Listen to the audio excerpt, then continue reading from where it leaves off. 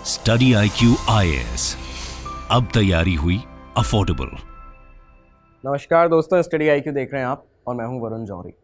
आज बात करेंगे उस ऑपरेशन की, हमारी भारतीय नौसेना के, इंडियन नेवी के उस 40 घंटे के ऑपरेशन की, जिसके बाद सोमालिया के जो समुद्री लुटेरे होते हैं, जो डकैत होते हैं, इनसे एक जहाज़ MV रून को, जो 3 महीने से हाईजैक था, उसे आज़ाद कराया गया।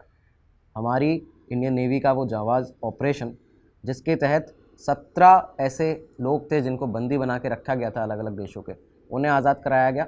और साथ ही करीबन $1 मिलियन का जो कार्गो, मेटल कार्गो जो उस जहाज़ में था, उसे भी आज़ाद कराया गया। कैसे इस ऑपरेशन को अंजाम दिया हमारी इंडियन नेवी ने, और कैसे उन 35 सोमाली जो लुटेरे थे, समुद्री लुटेरे, उनसे सरेंडर करवाया, ये भी आपको बताएंगे। किस तरह से यूरोप, US, जापान की नेवल फोर्सेस से आगे बढ़ते हुए हमारी इंडियन नेवी ने इस ऑपरेशन को लीड किया और इसको सक्सेसफुली रेस्क्यू किया इन सभी लोगों को। ये सब कुछ आज आपको बताने वाले हैं, और कैसे सरेंडर कराया गया, किस तरह से वो प्रोसेस पूरा चला था। तो सारी इंटरनल इन्फॉर्मेशन जो भी है यहाँ पे आज हम आपके लिए लेकर हाजिर हैं। इस वीडियो में आपको सब कुछ जानने का मौका मिलेगा, और इस वीडियो को एंड तक ज़रूर देखिएगा। एंड में आपको पता ही है क्या होने वाला है। आपके जो सवाल पिछले वीडियोज़ पर आए होंगे, उनके हम जवाब भी देंगे। तो अब बढ़ते हैं अपने आज के इस एपिसोड पर। तो साल 2011 पे चलते हैं। 2011 में सोमालिया के तट पर जो समुद्री लुटेरे हैं, उनके जो डकैतियां हैं, जो वो लूटते थे इन समुद्री जहाज़ों को, वो इतनी ज़्यादा बढ़ चुकी थी कि बताया जाता है कि ये उसका पीक टाइम था। करीबन 212 समुद्री डकैतियां उस साल में डाली गई थी इन समुद्री लुटेरों के द्वारा सोमालिया के। हालात इतने ज़्यादा बिगड़े थे और इस तरह के बदहाल हालात थे कि UNSC को, यूनाइटेड नेशन सिक्योरिटी काउंसिल को, 2010 दिसंबर से 2022 मार्च तक 7 रेजोल्यूशंस पास करने पड़े, टारगेट करते हुए इन सोमाली लुटेरों की जो पायरेसी है, लगातार जो ये अटैक करते थे, हाईजैक करते थे जहाज़ों को, इनको टारगेट करते हुए। और इसमें क्या कहा गया था, परमिट दिया गया था इन 7 रेजोल्यूशन में, अलग अलग समय पर परमिट दिया गया अलग अलग फॉरेन कंट्रीज़ की नेवल फोर्सेस को, जो उनके अलग अलग एयर फोर्सेस हैं उनको, कि आप लोग सोमालिया का जो ये जल क्षेत्र है, वहाँ पे पेट्रोल करिए, वहाँ पे जाके आप रेकी करिए, वहाँ पे आप एंटर कर सकते हैं। इसका परमिट यहाँ पे दे दिया गया था अलग अलग फॉरेन कंट्रीज़ की नेवल फोर्सेस को। ये सब दिया जाता है। और साथ में जो यूरोप की यूरोपियन यूनियन नेवल फोर्स है, उसके एक ऑपरेशन अटलांटा को भी यहाँ पे ऑथोराइज़ कर दिया गया था कि आप यहाँ पे ऑपरेशन अटलांटा चला सकते हैं, जो सोमालिया पायरेट्स की जो पायरेसी है, जहाज़ों को डकैती डालते हैं, इसको बंद करने के लिए। ये सब कुछ यहाँ पे किया गया। US लेड फोर्सेस भी यहाँ पे यूरोप के साथ में काम कर रही थी, लेकिन कोई भी खास फर्क पड़ नहीं रहा था। समुद्री जहाज़ों को ये लगातार निशाना बनाते थे। सोमालिया के जो पायरेट्स थे, समुद्री लुटेरे थे, घात लगाकर शिकार करते थे। और इस तरह से इन लोगों ने क्या किया कि 2017 आता है, 2017 में एक बहुत बड़ा एक हाईजैकिंग इन्होंने की थी, जो एक ऑयल टैंकर था, एरिस नाम का एक जहाज़ था, तो यहाँ पे उसकी हाईजैकिंग की। उसके बाद 2019 में अप्रैल में क्या था कि करीबन 23 लोग थे एक छोटे से जहाज़ में, मछुआरे थे, और उन लोगों को यहाँ पे बंदी बना लिया गया था। ये सारी चीज़ें चल रही थी। इन सब इंसिडेंट्स को देखते हुए भारतीय नौसेना ने क्या किया कि जून 2019 की बात है, जून 2019 में गल्फ ऑफ ओमान और पर्शियन गल्फ, इन दोनों जगह पे, इन दोनों रीजन्स में जितने भी हमारे जो व्यापारी जहाज़ हैं या जो भी हमारे इंडियन वेसल्स होते हैं, उनकी सिक्योरिटी सेफ्टी को देखते हुए, बाकी उस एरिया की सिक्योरिटी सेफ्टी को देखते हुए, तो ये निर्णय लिया गया कि 19 जून 2019 से हमारी जो इंडियन नेवी है वो एक ऑपरेशन को लॉन्च करेगी, ऑपरेशन संकल्प। किस तरह से इसको लॉन्च किया जा रहा था कि इस रीजन की, जो गल्फ रीजन था, इसकी सिक्योरिटी को देखते हुए मैरिटाइम सिक्योरिटी ऑपरेशंस, यानी समुद्री सुरक्षा संचालन के तहत यहाँ पे ऑपरेशन संकल्प को हमारी इंडियन नेवी लॉन्च करती है। क्यों किया गया था? क्योंकि हमारे जो इंडियन वेसल्स हैं, जो जहाज़ हैं, उनकी सेफ्टी सिक्योरिटी को हम एश्योर कर सके, इंडियन नेवी उनकी सेफ्टी सिक्योरिटी को एश्योर कर सके। और इसी के तहत जो हमारा Indian naval ship INS Chennai और INS सुनैना, इन दोनों को यहाँ पे इन रीजन्स में, गल्फ ऑफ ओमान और पर्शियन गल्फ में डिप्लॉय कर दिया जाता है। ये चीज़ की जाती है। अब तक ये माना जाता था कि ये जो हॉर्न ऑफ अफ्रीका का जो तट है, और वहाँ से जो तट है हमारे भारत का, जो इंडियन कोस्ट है, वहाँ तक का ये जो रीजन है, ये शिपिंग के लिए हाई रिस्क जोन है, मतलब रेड अलर्ट जोन इसको कहा जाता था उस पूरी कम्युनिटी के अंदर।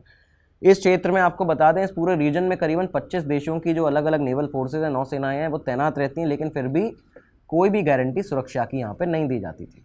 लेकिन अब हमारी इंडियन नेवी जो थी, उसने अपना ऑपरेशन संकल्प शुरू कर दिया था। और इसके तहत अब होने क्या वाला था, आप ये देखिए। हुआ क्या कि एक बार फिर से समुद्री लुटेरे आते हैं जनवरी 2024 में। जनवरी 2024 में ईरान की एक शिप थी, अल नाइमी। अल नाइमी वो शिप थी, एक फिशिंग वेसल था, मतलब एक फिशिंग के लिए एक जहाज़ था।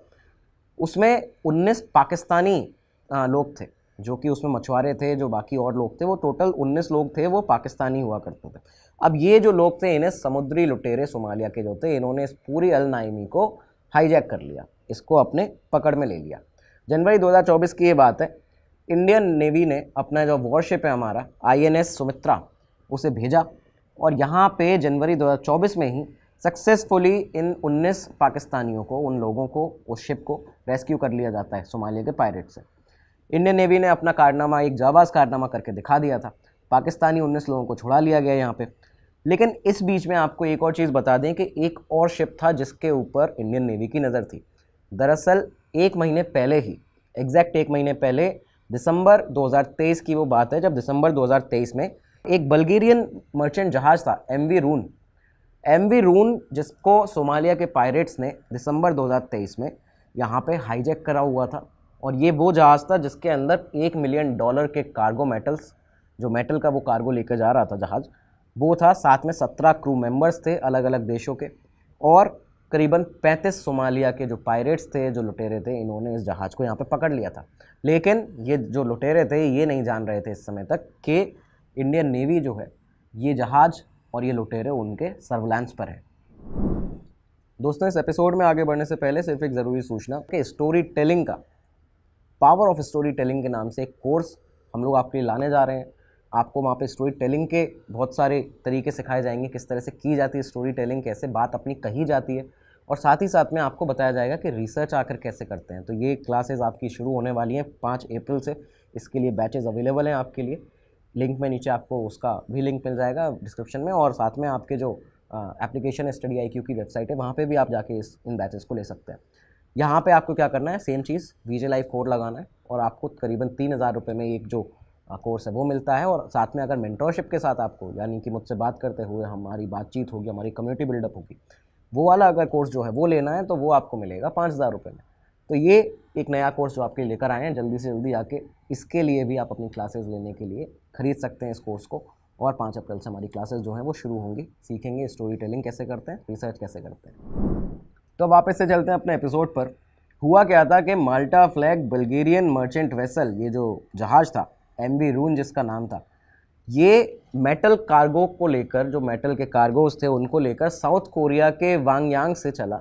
और चलते हुए जब ये आ रहा था, तो 24 दिसंबर 2023 का वो दिन था जब सुबह के समय सोमालिया के जो पायरेट्स हैं, जो लुटेरे थे, समुद्री लुटेरे, उन्होंने सोमालिया के बुसारो से पूर्व में करीबन 680 समुद्री मील, नॉटिकल माइल्स पर, यहाँ पे इस जहाज़ को हिंद महासागर में, इंडियन ओशियन में अपहरण इसका कर लिया, MV रून का। अब यहाँ पे जब अपहरण कर लिया जाता है इस जहाज़ के अंदर, आपको बता दें अंगोला के, बल्गेरिया के, बर्मा के 17 क्रू मेंबर्स थे। तो टोटल यहाँ पे जो लोग थे वो लोग शामिल थे। साथ में ये जो जहाज़ था वो 37,800 टन का जो मेटल कार्गो था उसको लेकर आ रहा था। इसकी कीमत करीबन $1 मिलियन बताई जाती है। तो ये भी यहाँ पे था, ये भी इन पायरेट्स की पकड़ में आ चुका था।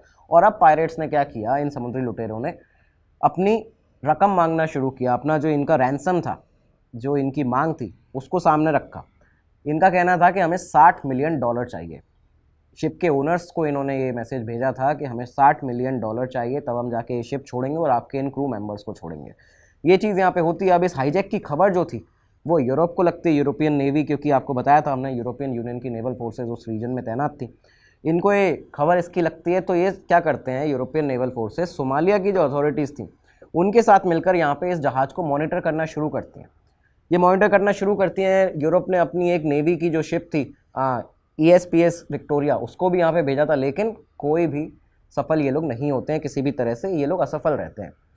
इसके बाद क्या हुआ कि इस बीच में जो शिप के अंदर क्रू था, जो 17 लोग थे जो बंदी बन सकते थे, उन्होंने क्या किया था कि वो जाके शिप के सिटाडेल में छुप गए थे। सिटाडेल बेसिकली हर शिप के अंदर एक ऐसा प्री बिल्ट एक जगह होती है, एरिया होता है, जहाँ पे उसको बनाया ही इसलिए जाता है कि जब कभी ऐसी पायरेसी के इवेंट हो, जब कभी पायरेट्स हमला कर दें, समुद्री लुटेरे डाकू आ जाएं, आर्म्ड फोर्स कोई आ जाए इस तरह से हमला करने के लिए, तो यहाँ पे सिटाडेल के अंदर जाके वो पूरा जो क्रू है जो उस शिप पे तैनात होता है वो जाके छुप सकता है उसके अपने प्रोटेक्शन के लिए। तो ये सारा जो क्रू था वो जाके यहाँ पे छुप गया। एक दिन बीतता है, अगला दिन आता है 15 दिसंबर। 15 दिसंबर को जब यूरोपियन और जो सोमाली अथॉरिटीज़ थी ये लोग नाकाम थे यहाँ पे संपर्क साधने में एमवी रून के साथ में, उस शिप के साथ में, यहाँ पे हमारे इंडियन नेवी का एक एयरक्राफ्ट, एक P-8 मैरीटाइम पेट्रोल एयरक्राफ्ट, ये यहाँ पे उस एरिया में जाता है और उस एरिया में जाके जहाज़ के अंदर जो क्रू था सिटाडेल के अंदर जो छुपे थे, उनसे वो संपर्क साधने में सक्षम हो जाते हैं, मतलब वो उसमें सक्सेसफुल हो जाते हैं। संपर्क यहाँ पे कांटेक्ट जो है इस्टेब्लिश कर लिया जाता है उस जहाज़ के साथ में, हमारे इंडियन नेवी के एक एयरक्राफ्ट ने, P-8 मैरीटाइम पेट्रोल एयरक्राफ्ट ने।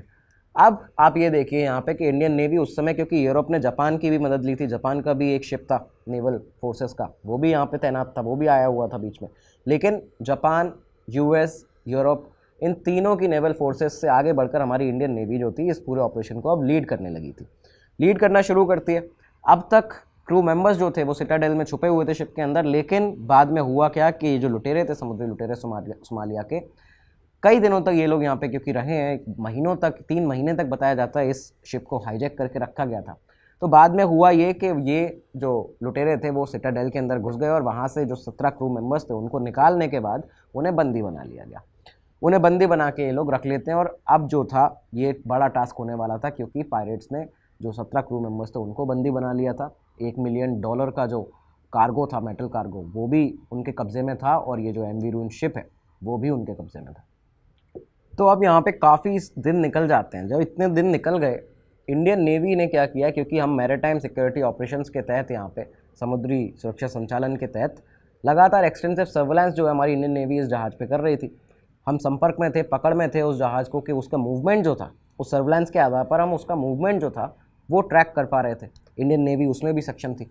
इसी चीज़ को देखते हुए जब नेवी ने ये देखा कि ये जो जहाज़ है ये सोमालिया की तरफ दोबारा से वापस बढ़ रहा है और अब करीबन 260 नॉटिकल मील ये सोमालिया से दूर रह गया है, तो यहाँ पे वो पल था जब INS कोलकाता को ये आदेश दिया जाता है कि अब आप जाइए और सोमालिया से 260 मील दूर, करीबन ये जहाज़ है 260 नॉटिकल मील दूर, यहाँ पे जाके आपको इस जहाज़ को अब रोकना है।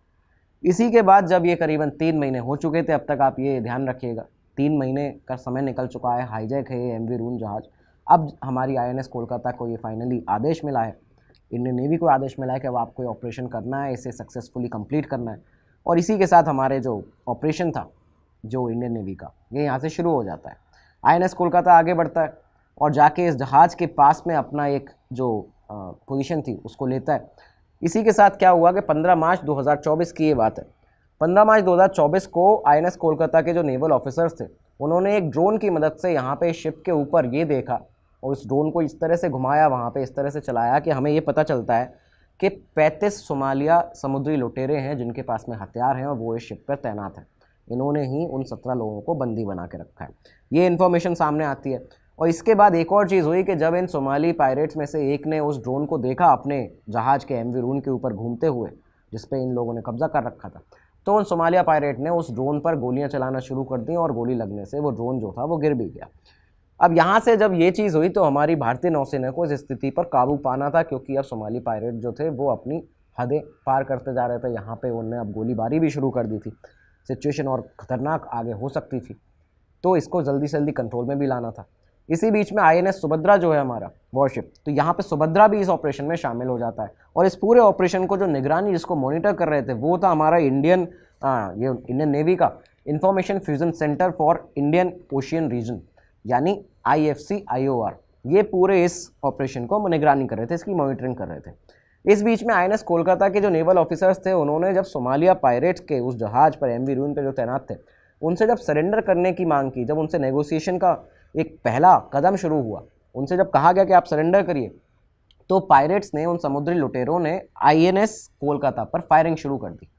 जैसे ही इन लोगों ने ये फायरिंग जब शुरू की थी, इसी के साथ इंडियन नेवी ने अपना अगला कदम रखा था। अगला कदम क्या बढ़ाया गया कि इंडियन एयरफोर्स के एक एयरक्राफ्ट C-17 ने 2 CRRC बोट्स, जो असॉल्ट बोट्स होती हैं, उन्हें लेकर और 8 हमारी इंडियन नेवी के जो 8 मार्कोस कमांडोज, जो हमारे मरीन कमांडोज जो हैं, शानदार हमारे मार्कोस 8, उनको लेकर ये जो एयरक्राफ्ट था इसने भारत से करीबन 1400 नॉटिकल मील दूर जो एमवी रून था जहाज़, वो जिस जगह मौजूद था उसके ही जल के पास में, उस पानी के पास में, वहाँ पे जाके इन सारे लोगों को, यानी हमारे 8 मार्कोस कमांडोज को और 2 असॉल्ट बोट्स को CRRC, इन्हें जाके वहाँ पे छोड़ देता है उसके पास में। और इसी के साथ ये जो भारतीय नेवी ने कदम उठाया था, ये इंटरनेशनल जो लॉज हैं उनके अंदर ही था, क्योंकि आप अगर ये देखें इंटरनेशनल लॉज के तहत जब काउंटर पायरेसी होती है, जब हाईजैकिंग का इस तरह के अटैम्प्ट्स होते हैं समुद्र में, तब वहाँ पे अपने सेल्फ डिफेंस में, क्योंकि समुद्री लुटेरों ने फायरिंग कर दी थी, तो अपने सेल्फ डिफेंस में आप यहाँ पे मिनिमल जो फोर्स होती है उसको भेज सकते हैं, जिससे कि जो पायरेट थ्रेट है उसको आप न्यूट्रलाइज कर सकें। तो ये आप ऐसा कर सकते हैं, अपने नेसेसरी एक्शंस जो हैं ले सकते हैं। तो ये इंटरनेशनल लॉज के अंडर ही किया गया था इंडियन नेवी की तरफ से। तो हमने अपने मार्कोस को वहाँ पे भेज दिया था, इंडियन नेवी के मार्कोस पहुँच गए थे। समुद्री लुटेरों की फायरिंग का जवाब देते हुए सामने से जो हमने जवाबी कार्रवाई की, तो क्या किया कि INS कोलकाता ने MV रून की जो जहाज़ था जिसको इन्होंने कैद करके रखा था लुटेरों ने, उसके स्टीयरिंग व्हील सिस्टम को और जो नेविगेशनल हेल्प थी उसे डिस्ट्रॉय कर दिया, उसको डिसेबल कर दिया। जब ये चीज़ होती है तो जो लुटेरे थे उन्हें जहाज़ रोकना पड़ा, और अब इसके बाद में फाइनली शुरू हुआ था वो जो 40 घंटे का, जिसको हम ऑपरेशन कहते हैं, जो 40 घंटे का हार्ड नेगोशिएशंस थे, वो इसके बाद यहाँ से शुरू हो जाते हैं। तो अब आप देखिए कि हमारे इंडियन नेवी की 2 CRRC बोट्स, असॉल्ट बोट्स, वो भी वहाँ पे मौजूद हैं। नेविगेशन सिस्टम और जो स्टीयरिंग सिस्टम था, ये इस जहाज़ का MV रून का, जिसको पकड़ के रखा है इन समुद्री लुटेरों ने, उसको बंद कर दिया, डिसेबल कर दिया इंडियन नेवी के INS कोलकाता ने। साथ में हमारे 8 मार्कोस कमांडोज भी वहाँ पे मौजूद हैं। इन समुद्री लुटेरों को बचने का अब कोई रास्ता नहीं है, सरेंडर करना ही करना है। तो इसके बाद ये जो हार्ड नेगोशिएशन शुरू हुए, करीबन 40 घंटे इसमें लगे, लेकिन इन एफर्ट्स के बाद, जिसमें कहा जाता है कि ये जो नेगोशिएशंस हुए, इन एफर्ट्स की वजह से उन 35 सोमाली पायरेट्स ने, उन लुटेरों ने सरेंडर करने का निर्णय लिया। ये लोग यहाँ पे सरेंडर करते हैं। और साथ ही साथ एक बड़ी चीज़ यहाँ पे जो थी, ये क्या कर रहे थे इस बीच में, कि जब भी इन्हें लगता था कि कोई ना कोई ऐसा अटैक सामने से होने वाला है, कोई भी हमला होने वाला है, तो इन्होंने क्या किया था कि जो 17 क्रू मेंबर्स थे उनको जहाज़ के आगे खड़ा करके, एक तरह से ह्यूमन शील्ड की तरह अपने आगे उनको खड़ा करके रखा था कि अगर कोई हमला होता है तो हमें कुछ ना हो, इन लोगों को, इनकी जान अगर चली जाए तो जा सकती है। ये चीज़ भी यहाँ पे करके रखा था कि जो क्रू मेंबर्स थे 17, जिनको बंदी बना के रखा था, उनको ह्यूमन शील्ड की तरह यूज़ कर रहे थे। लेकिन इंडियन नेवी के हमारे कमांडोज के सामने, ऑफिसर्स के सामने नहीं इनकी चलने वाली थी। और 40 घंटे का जो ऑपरेशन होता है, उसके बाद वो सक्सेसफुल जो नेगोशिएशन जो सामने आया, उसके तहत इन 35 समुद्री लुटेरों ने सोमालिया के सरेंडर किया भारतीय नौसेना के सामने। एक भी इंजरी हमारे किसी भी जो क्रू मेंबर्स थे जिनको बचाना था, उनको किसी को कोई इंजरी नहीं हुई। साथ में 17 के 17 क्रू मेंबर्स को सेफली भारत वापस लाया जाता है। यहाँ पे 35 जो सोमालिया के पायरेट्स थे जिनको सरेंडर कराया गया था, इन्हें पकड़ के भारत वापस लाया जाता है। और ये ऐसा पहली बार था पिछले 10 सालों में जब इतनी बड़ी संख्या में 35 ऐसे सोमाली पायरेट्स को यहाँ पे पकड़ा गया हो। तो ये चीज़ यहाँ पे सामने थी। पकड़ने के बाद में इन्हें मुंबई वापस लाया गया भारत में, और इसके बाद जो भी कानूनी प्रक्रिया है आगे, उसके लिए यहाँ पे इनके ऊपर मुकदमा चलाया जाना है। ये भी लगातार चल रहा है। और इस एक्शन के साथ में हमारी भारतीय फोर्सेस ने, हमारी इंडियन नेवी ने ये सिद्ध कर दिया, ये बता दिया है कि पूरी दुनिया में हमारी टक्कर का कोई भी नहीं है। इंटरनेशनल मैरीटाइम ब्यूरो की, IMB की जो एनुअल रिपोर्ट एक आई है पायरेसी की और आर्म रॉबरी की, ये जो रिपोर्ट है, इसको देखते हुए ये सामने आता है कि 2022 में आर्म रॉबरी के और जो समुद्री डकैतियाँ थी, इसके जो केसेस थे वो 115 थे, और 2023 में ये आंकड़ा 120 पहुंच चुका है। तो ये 5 ऐसी घटनाएं जो हैं ये ज़्यादा उसमें हुई थी 2023 में। लेकिन आपको बता दें कि अब ये जो आंकड़ा है, ये हो सकता है इस साल से कम हो जाए, क्योंकि हमारी इंडियन नेवी जो है वो लगातार हमारे उस जल क्षेत्र में तैनात है, और साथ ही साथ में ऐसे पायरेट से, ऐसे समुद्री लुटेरों से निपटने के लिए हमेशा तैयार है। तो ये था आज का हमारा एपिसोड। हमने आपको बताया उस 40 घंटे के ऑपरेशन के बारे में, जो हमारी इंडियन नेवी ने वो जाबाज ऑपरेशन किया, लोगों को बचा के लाए और साथ में उन 35 पायरेट्स को सरेंडर भी कराया। ये था वो ऑपरेशन। उम्मीद है आपको ये वीडियो पसंद आया होगा। काफ़ी दिनों से डिमांड भी आ रही थी इस टॉपिक की, तो आज ये आपके लिए वीडियो लेकर हाजिर थे। आपके और भी टॉपिक को हम देखते हैं, उनके लिए भी वीडियो जो है आपके लेकर आए जाएंगे। अब आपका जो हर वीडियो के एंड में अब हम जो करने लगे हैं, जो है कि आपके कुछ जो सवाल हैं उनके आंसर देना, उनके जवाब देना। तो आपके कुछ जो क्वेश्चंस हैं उनको ले लिया जाए। पिछले वीडियोस पे जो सवाल आए थे, तो उनके जवाब आपको देने का समय आ चुका है। जी, तो कुछ आपके जो सवाल टीम ने शॉर्टलिस्ट किए हैं, तो उनके बारे में बात कर लेते हैं। सबसे पहले भानु प्रताप जायसवाल जी का एक सवाल आया है। उन्होंने कहा है कि सर प्लीज़ मेरे कमेंट का आंसर कीजिएगा। अगर कोई पुलिसमैन मिसबिहेव करता है और हम वीडियो बनाएं तो मोबाइल भी डिस्ट्रॉय कर देता है, उस केस में हम लीगल क्या एक्शन ले सकते हैं? प्लीज़ आपका ये कमेंट का आप जवाब इंतज़ार आपका रहेगा। थैंक यू सबसे पहले तो भानु प्रताप जायसवाल जी। और इसका जो जवाब है वो ये है कि बिल्कुल आप किसी भी पुलिस ऑफिसर के ऊपर, किसी भी पुलिस वाले के ऊपर या कोई भी सीनियर ऑफिसर भी हो उसके ऊपर भी आप कंप्लेंट रजिस्टर करा सकते हैं। इसके अलग अलग प्रोसेस होते हैं। अगर मान लीजिए आपसे किसी पुलिस वाले ने मिसबिहेव किया है तो यहाँ पे आप जाके अपने नज़दीकी पुलिस स्टेशन में उस एरिया के वहाँ पे किसी पुलिस ऑफिसर से कंप्लेंट रजिस्टर करा सकते हैं। लेकिन वहाँ पे एक बार ये कही जाती है लॉयर्स के भी द्वारा कि साथ में एक अपने लॉयर को लेकर ज़रूर जाइएगा। किसी भी एक लॉयर को साथ में लेकर उस पुलिस स्टेशन में पुलिस ऑफिसर के पास आपको जाना चाहिए जो आप किसी पुलिस वाले की कंप्लेंट वहाँ पे कराने जा रहे हैं। दूसरी चीज़, अगर वो पुलिस ऑफिसर जो स्टेशन में है या मान लीजिए कहीं आपसे पुलिस ऑफिसर ने ही मिसबिहेव कर दिया है तो आप क्या करेंगे कि इसके लिए आप कमिश्नर ऑफिस में जा सकते हैं। अपने सिटी के कमिश्नर ऑफिस में जाइए, वहाँ पे आप कंप्लेंट दर्ज करा सकते हैं। इसके बाद एक और चीज़ सामने आती है, कई लोगों का सवाल ये भी आता है कि जब सुपरिटेंडेंट ऑफ पुलिस, जब बड़े लेवल के कोई अफसर जो होते हैं, इस तरह के जो ऑफिसर हैं वो अगर मिसबिहेव करते हैं जनता के साथ में, फ़ोन तोड़ देते हैं या गाली गलौज हो जाती है या मारपीट हो जाती है, बताया जाता है सबसे पहले आपको अपना जो कामनेस है, जो आपका एक शांतिपूर्ण व्यवहार है उसको बनाए रखना है। पुलिस वालों के साथ कभी भी आपको हाथापाई पर नहीं उतर आना है, ये चीज़ें कभी भी नहीं करनी है। आपको क्या करना है, उस समय आप शांति से अपना जो एक बिहेवियर है उनके सामने वो करिए। इसके बाद लेकिन आप क्या कर सकते हैं, आप अपनी बड़े किसी ऑफिसर के लिए, जैसे सुपरिटेंडेंट ऑफ पुलिस है, कोई बड़े अफसर हैं, उनके लिए उनकी शिकायत करने आप अपने सिटी के जो मजिस्ट्रेट है वहाँ जा सकते हैं। मजिस्ट्रेट की तरफ से एक ऑर्डर पास होगा पुलिस ऑफिसर के लिए, पुलिस स्टेशन के लिए, और उसके बाद उस ऑर्डर के आधार पर पुलिस को यहाँ पे एफआईआर दर्ज करनी ही पड़ेगी। तो ये एक प्रोसेस होता है कि आप ज़रूर आपके ऊपर अगर किसी भी तरह का अत्याचार होता है आप उसकी शिकायत कर सकते हैं। अगला हमने यहाँ पे लिया है जो है ये संस्कृति 4702, ये इनका अकाउंट है। यहाँ से आया है कि सर बेस्ट स्टोरी टेलिंग और वेरी वेल प्रेजेंटेड। ये सर्व भौमिक एक कमेंटर हैं, ये एक यूज़र है, उनका आया है। थैंक यू सो मच संस्कृति जी, भौमिक जी। स्टोरी टेलिंग के लिए आपको बता दें एक और जो हम नया कोर्स भी लाने वाले हैं वो भी लॉन्च होने वाला है 5 अप्रैल से।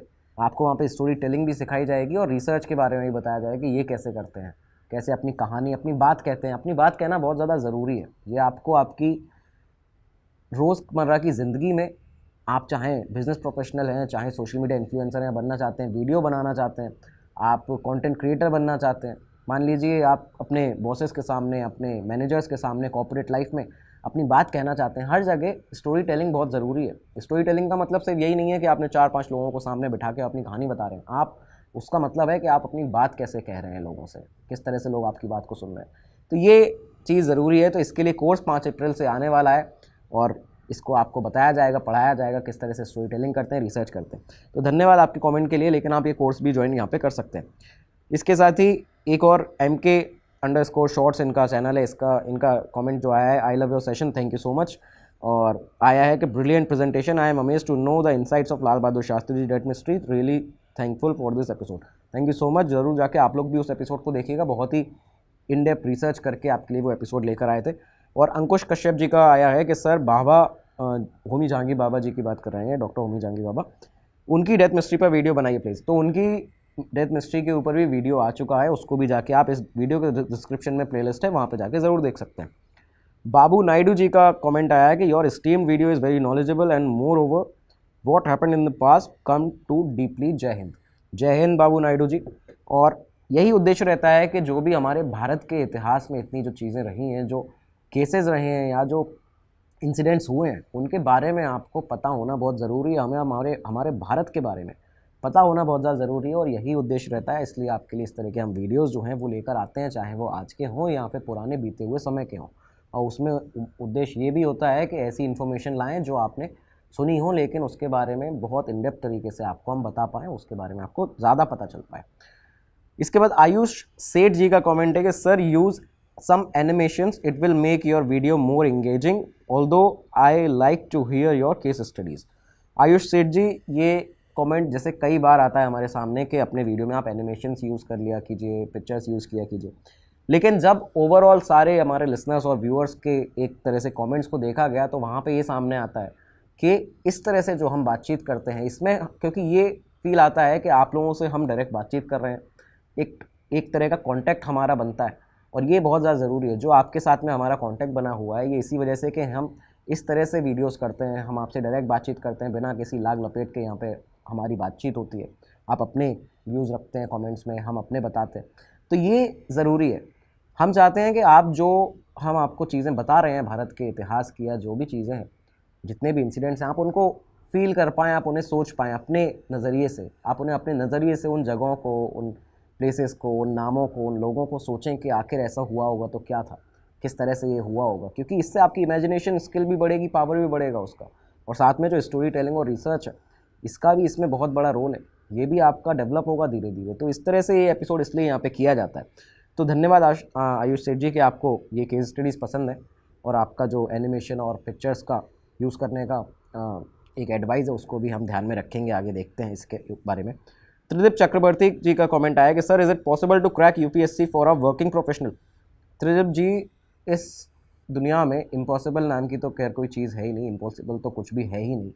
आप चाहे वर्किंग प्रोफेशनल हो, चाहे आप सेल्फ स्टडी कर रहे हो, चाहे आप किसी कोचिंग संस्थान में जाके पढ़ रहे हो, चाहे आप अपनी सेल्फ स्टडी किसी कोचिंग संस्थान से कर रहे हो, आप किसी भी चीज़ को करने के सक्षम है और आप कुछ भी कर सकते हैं। आप बस मन लगाकर अपना काम करिए, तैयारी करिए, और साथ में स्टडी आईक्यू तो आपके लिए है ही। स्टडी आईक्यू के पास इतने सारे कोर्सेज हैं यूपीएससी सीएससी के लिए, किसी भी कोर्स को आप यहाँ पे लेंगे तो आपको ज़रूर आपकी यूपीएससी की जो तैयारी है उसमें आपको एक मजबूत तैयारी आपकी कराएंगे। यहाँ पे बेस्ट फैकल्टी है, बेस्ट स्टडी मटेरियल है, शानदार कोर्सेज आपके लिए डिज़ाइन किए गए हैं। तो जाके आप डिस्क्रिप्शन बॉक्स में यहाँ पे देख सकते हैं, सारे लिंक्स मिल जाएंगे और वहाँ पे VJ लाइव कोड भी यूज़ कर सकते हैं। तो ये भी चीज़ है।